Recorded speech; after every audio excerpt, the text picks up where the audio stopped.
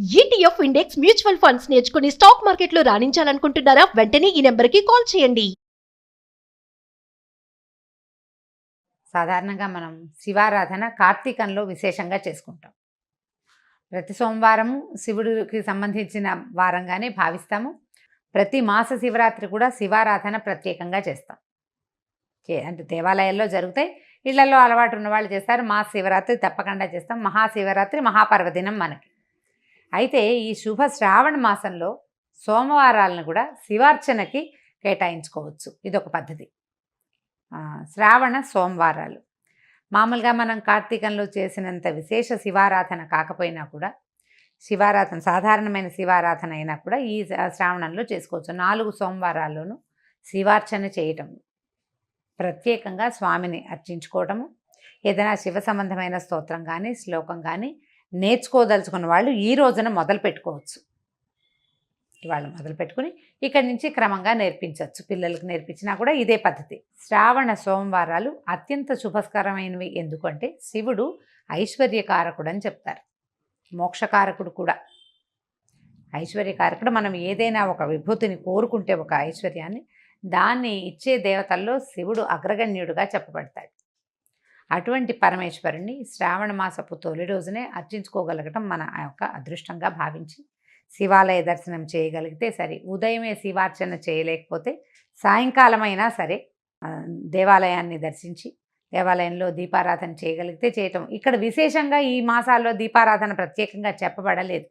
అర్చన ప్రధానమైంది, శివ దర్శనము చాలా ముఖ్యమైనది. శివారాధనతోటి శ్రావణాన్ని కనుక ప్రారంభిస్తే మిగిలిన మాసం అంతా కూడా శుభప్రదంగా జరుగుతుందని అనిపిస్తూ ఉంటుంది.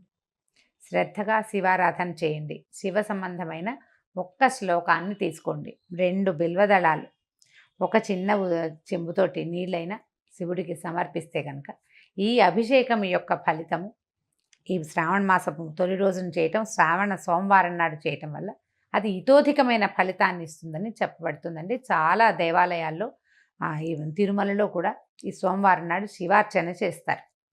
ఇదే విధంగా ఈ 4 సోమవారాలని తొలినాడు మనం లక్ష్మీ పూజ లేదా లక్ష్మీ అర్చన వాటిలలో హడావిడిగా ఉన్నా కూడా ఇంకొక 3 సోమవారాలు ఉన్నాయి కదా. మొదటి రోజు తర్వాత వారం వరుసగా వచ్చేటువంటి 4 సోమవారాల్లోనూ విధిగా శివాలయ దర్శనం చేయటం కూడా లక్ష్మీదేవిని అర్చించిన లాంటి ఫలితాన్నే ఇస్తుంది. ఒకవేళ వ్రతము అది చేసుకోలేని వాళ్ళు, అలవాటు లేని వాళ్ళు శివారాధన చేసుకోవచ్చు. శ్రావణ మాసంలో 4 సోమవారాల్లోనూ దేవాలయ దర్శనం చేయటం, పరమేశ్వరుడికి అభిషేకం చేసిన అభిషేక తీర్థాన్ని తీసుకోవటం, స్వామివారిని నందీశ్వరుడి మీదుగా లింగ స్వరూపాన్ని దర్శనం కనుక చేస్తే విశేషమైన ఫలితం ఇస్తుంది. ఈ రోజుల్లో తీర్థయాత్ర కూడా చాలా ఫలితాన్ని ఇస్తుందని చెప్పబడుతోంది. కానీ మన పరిస్థితులంతా అనుకూలంగా లేవు కాబట్టి సమీపంలో ఉన్న ఏ శివాలయాన్నైనా దర్శించండి. అయితే మనం సాధారణంగా అందరూ చేసేదేనండి, మన ఊళ్ళో ఉన్న గుళ్ళని వాటిని వదిలిపెట్టేస్తాము, ఏదో ఒక గుడి చూస్తాం అంతే. సాధారణంగా యాత్రలకు వెళ్ళాలని భావిస్తాం. అలా కాకుండా మన ఊరిలో మనం అసలు చూడని శివాలయాలు ఏవైనా ఉన్నాయేమో కనుక్కొని అక్కడికి వెళ్ళి దర్శనం చేయండి. అది అమోఘమైన ఫలితాన్ని ఇస్తుంది. మనం ఉన్న ఊళ్ళో ఉన్నటువంటి దేవాలయాల్ని దర్శనం చేయకుండా మనం కాశీ రామేశ్వరం వెళ్ళినా కూడా ఫలితం లభించదు. ఇక్కడది చూడాలి తప్పకుండా. పరిసరాల్లో ఉన్నది శివాలయ దర్శనం చేయాలి. శ్రావణంలో తప్పకుండా ఒక శివాలయ దర్శనాన్నైనా ప్రయత్నం చేసి చూడండి. దీనివల్ల ఐశ్వర్యప్రదుడుగా ఉండేటువంటి పరమేశ్వరుని కటాక్షం తప్పక లభిస్తుంది. ఇప్పుడు మనకి ఆరోగ్యలక్ష్మి లేదు, చాలా అవస్థగా ఉంది. ప్రజల్లో చాలామందికి ధనలక్ష్మి ఇది కూడా లేక బాధపడుతున్న వాళ్ళు ఉన్నారు. అలాంటి వాళ్ళందరూ కూడా ఇలాంటి శివ దర్శనం చేస్తే తప్పకుండా ఫలితం లభిస్తుంది. సాధారణంగా మనం శివారాధన కార్తీకంలో విశేషంగా చేసుకుంటాం. ప్రతి సోమవారం శివుడికి సంబంధించిన వారంగానే భావిస్తాము. ప్రతి మాస శివరాత్రి కూడా శివారాధన ప్రత్యేకంగా చేస్తాం. అంటే దేవాలయాల్లో జరుగుతాయి, ఇళ్లలో అలవాటు ఉన్న వాళ్ళు చేస్తారు. మాస శివరాత్రి తప్పకుండా చేస్తాం. మహాశివరాత్రి మహాపర్వదినం మనకి. అయితే ఈ శుభ శ్రావణ మాసంలో సోమవారాలను కూడా శివార్చనకి కేటాయించుకోవచ్చు. ఇదొక పద్ధతి. శ్రావణ సోమవారాలు మామూలుగా మనం కార్తీకంలో చేసినంత విశేష శివారాధన కాకపోయినా కూడా, శివారాధన సాధారణమైన శివారాధన అయినా కూడా ఈ శ్రావణంలో చేసుకోవచ్చు. 4 సోమవారాల్లోనూ శివార్చన చేయటం, ప్రత్యేకంగా స్వామిని అర్చించుకోవటము, ఏదైనా శివ సంబంధమైన స్తోత్రం కానీ శ్లోకం కానీ నేర్చుకోదలుచుకున్న వాళ్ళు ఈ రోజున మొదలు పెట్టుకోవచ్చు.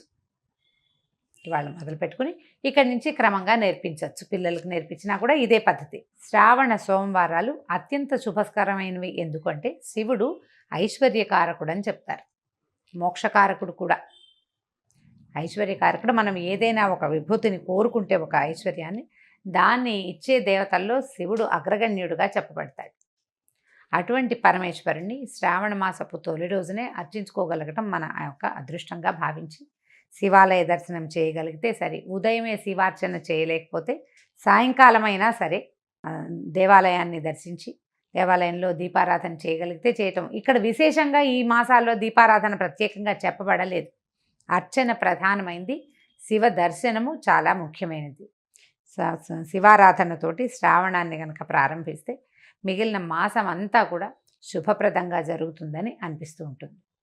శ్రద్ధగా శివారాధన చేయండి. శివ సంబంధమైన ఒక్క శ్లోకాన్ని తీసుకోండి. 2 బిల్వదళాలు ఒక చిన్న చెంబుతోటి నీళ్ళైనా శివుడికి సమర్పిస్తే కనుక ఈ అభిషేకం యొక్క ఫలితము ఈ శ్రావణ మాసపు తొలి రోజున చేయటం, శ్రావణ సోమవారం నాడు చేయటం వల్ల అది ఇతోధికమైన ఫలితాన్ని ఇస్తుందని చెప్పబడుతుందండి. చాలా దేవాలయాల్లో ఈ తిరుమలలో కూడా ఈ సోమవారం నాడు శివార్చన చేస్తారు.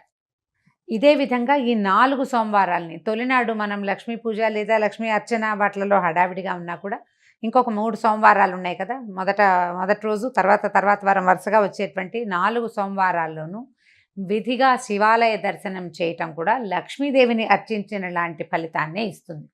ఒకవేళ వ్రతము అది చేసుకోలేని వాళ్ళు, అలవాటు లేని వాళ్ళు శివారాధన చేసుకోవచ్చు. శ్రావణ మాసంలో 4 సోమవారాల్లోనూ దేవాలయ దర్శనం చేయటం, పరమేశ్వరుడికి అభిషేకం చేసిన అభిషేక తీర్థాన్ని తీసుకోవటం, స్వామివారిని నందీశ్వరుడి మీదుగా లింగ స్వరూపాన్ని దర్శనం కనుక చేస్తే విశేషమైన ఫలితం ఇస్తుంది.